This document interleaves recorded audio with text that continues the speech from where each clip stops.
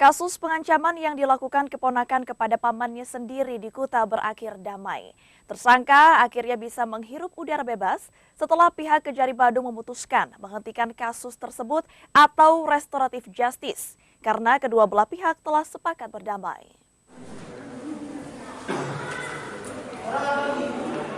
Niketut Sari tak mampu membendung air matanya saat melihat putranya Imade Eka Susila melepas rompi tahanan di Gedung Kejaksaan Negeri Badung Mengui.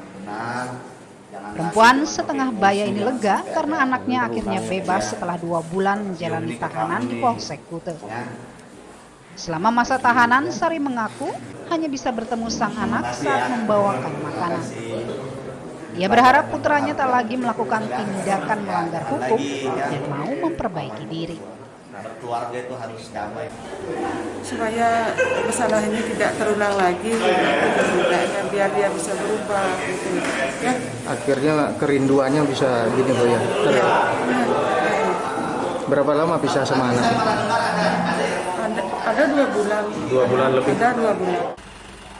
Eka Susila sendiri terlibat kasus pengancaman terhadap pamannya sendiri, Ketut Sudendi, 44 tahun, setelah dituduh menghempaskan mobil pamannya pada 4 Februari lalu.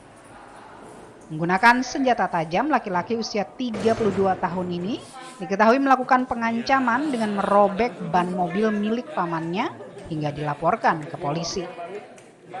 Setelah dilakukan mediasi, tersangka mengaku menyesali perbuatannya dan berjanji tidak akan mengulanginya.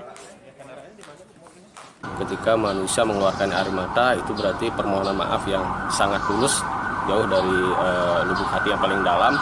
Mudah-mudahan dengan kejadian ini yang melibatkan banyak pihak juga, pihak pelaku betul-betul jera dan tidak mengulangi.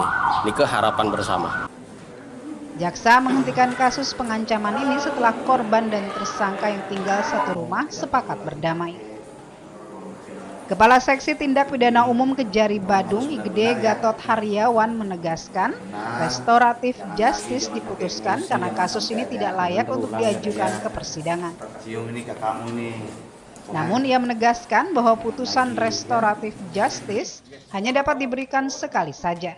Jika seseorang yang pernah diberikan putusan restoratif justice kembali mengulangi perbuatannya, maka akan diproses secara hukum.